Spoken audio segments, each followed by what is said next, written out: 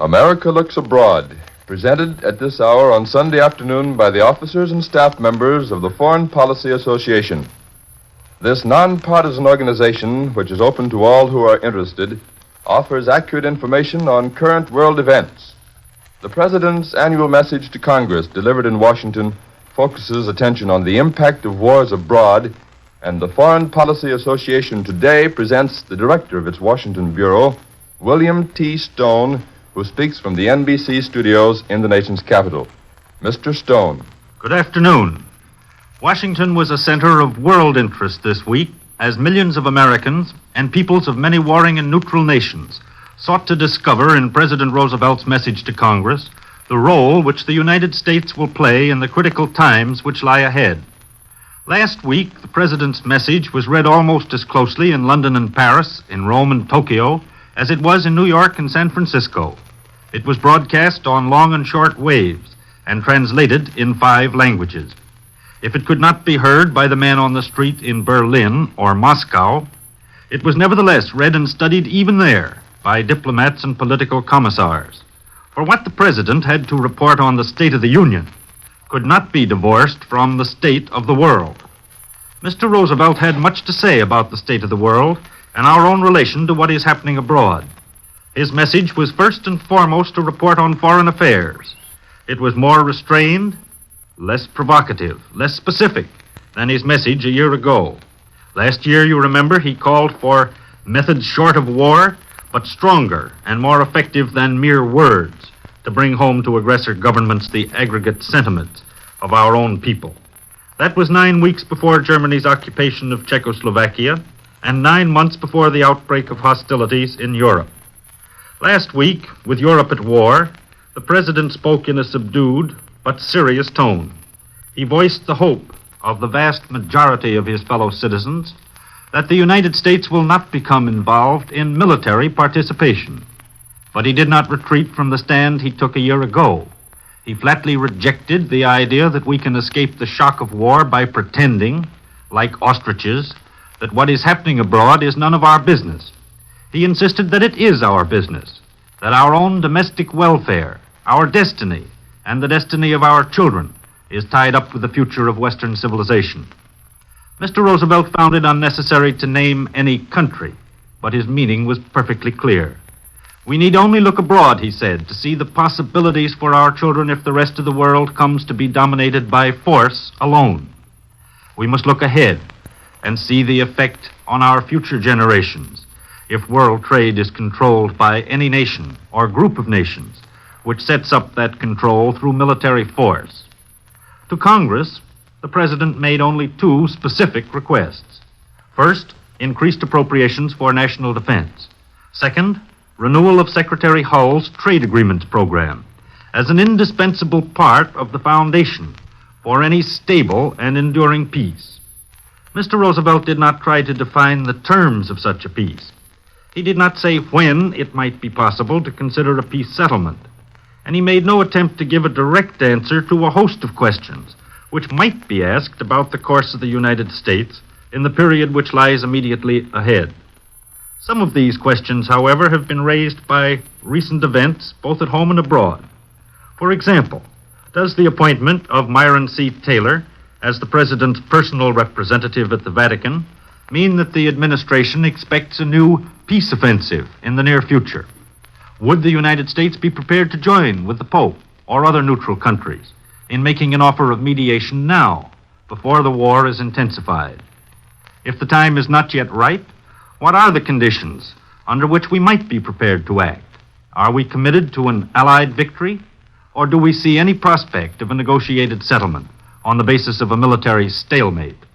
Finally, what would be our policy if the war should spread to other fronts, or if Great Britain and France should seem to be in danger of defeat? While Mr. Roosevelt does not answer these questions directly, he gives a clear indication of his own outlook and the present attitude of the administration. He does not appear to think that the time is ripe for a successful peace move.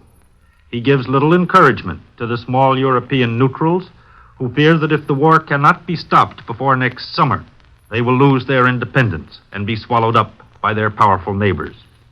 He gives no evidence that the administration would support the idea of Prime Minister de Valera of Ireland, who has urged the belligerents to hold a peace conference now rather than after a long war, which would end in an atmosphere of fury and resentment, of hate and fear. To most Washington observers and foreign diplomats, the President's message to Congress confirms the impression of earlier statements, namely, that the administration will not at this moment initiate any move looking toward negotiations with Hitler, that it will be cool toward peace feelers from Berlin, that it will not encourage other countries to approach the present German or Russian governments. Any of these moves, in the President's opinion, would merely play into the hands of those nations which seek to rule the world by force. It might lead to a temporary truce, but it would fail to provide a sound basis for a stable and lasting peace. If peace negotiations are not considered possible now, what, then, are the immediate prospects? Lord Lothian, the British ambassador to the United States, gave an important clue to British opinion on this question in a speech delivered in Chicago last Thursday.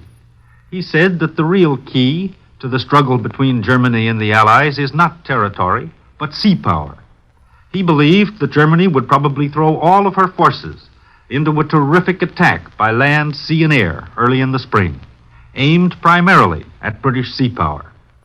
Explaining this thesis, the British ambassador said, I quote, "If Germany can defeat England either by direct attack on her naval and sea communications or on France through Belgium or the Maginot Line, and compel us to surrender our fleet, or a large part of it, and the naval bases whereby fleets may travel all over the globe, Germany will then be on top of the world. The opposition to her in Europe will disappear. Most of the other nations will hasten to get on her bandwagon, and she will be able to dictate the basis on which world politics will be conducted." I continue to quote, "We feel," Lord Lothian continued, "that the only foundation for a stable and liberal world will be the control of the seas on agreed principles by the democracies." This may be regarded, in some quarters, as British propaganda. However, it undoubtedly represents an accurate statement of informed British opinion today.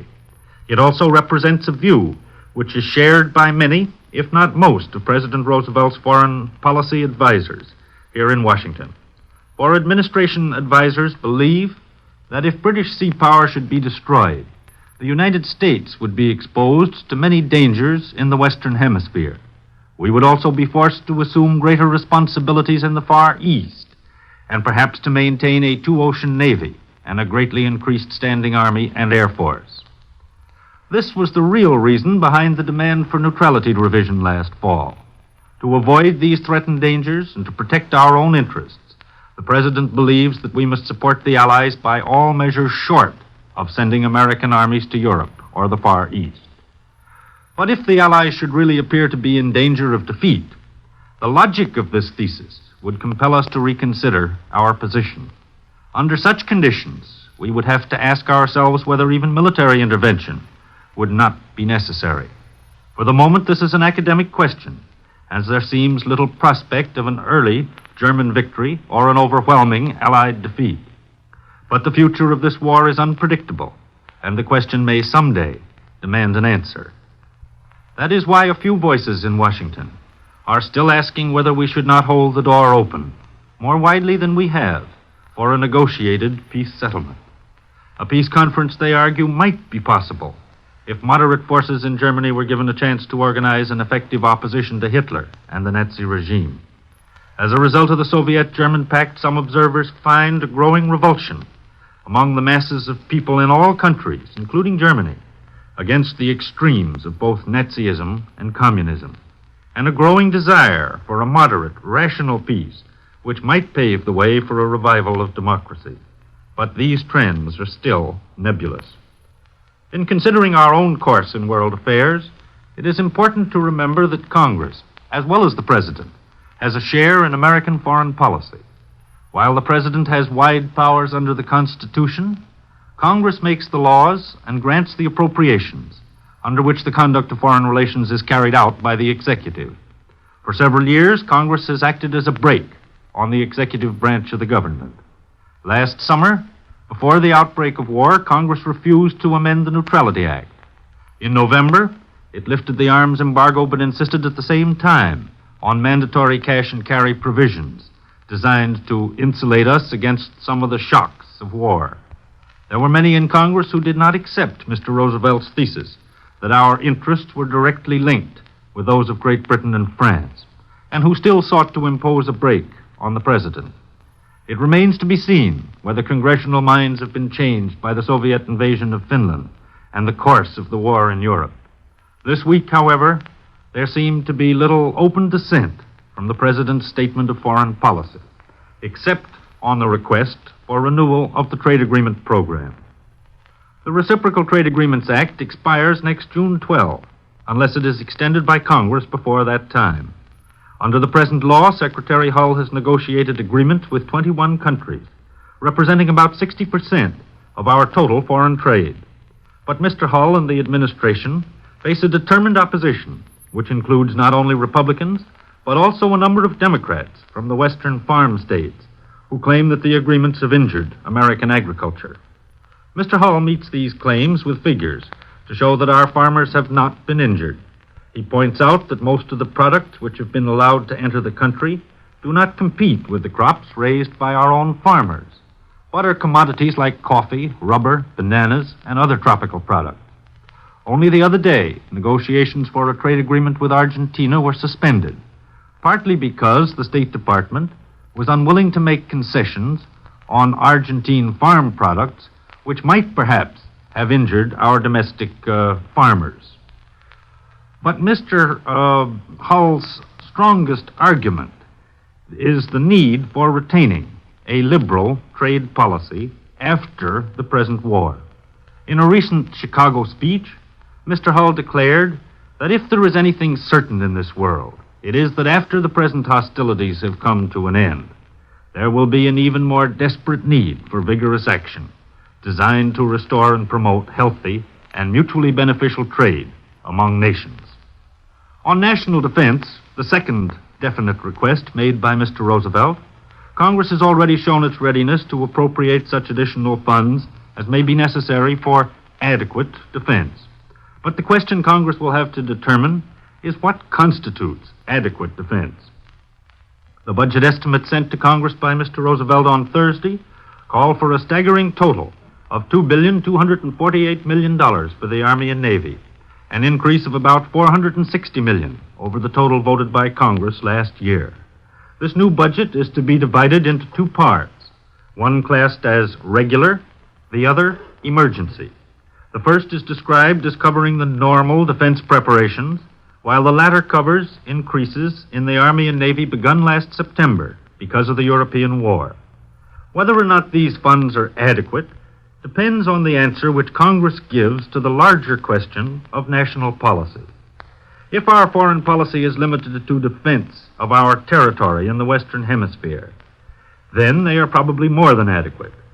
But if our policy is to call for armed intervention in Europe or the Far East, then they are probably not adequate. President Roosevelt did not mention American policy in the Far East, but some in Congress believe that Asia may be perhaps more important than Europe in the days which lie ahead.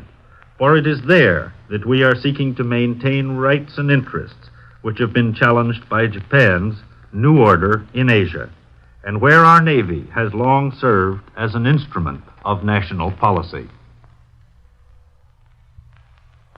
You have been listening to Mr. William T. Stone, Vice President of the Foreign Policy Association and Director of its Washington Bureau, speaking in the America Looks Abroad series from the NBC studios in Washington. In the world of today, foreign affairs are your affairs. If you are interested in knowing the facts behind the headlines, send for a free copy of the weekly bulletin written by the people you hear on this program and carrying a special article by Mr. Stone. Address your letter or postcard to the Foreign Policy Association at 8 West 40th Street, New York City. Tune in to this station next Sunday at 3:15 to hear another speaker in the America Looks Abroad series. This is the National Broadcasting Company.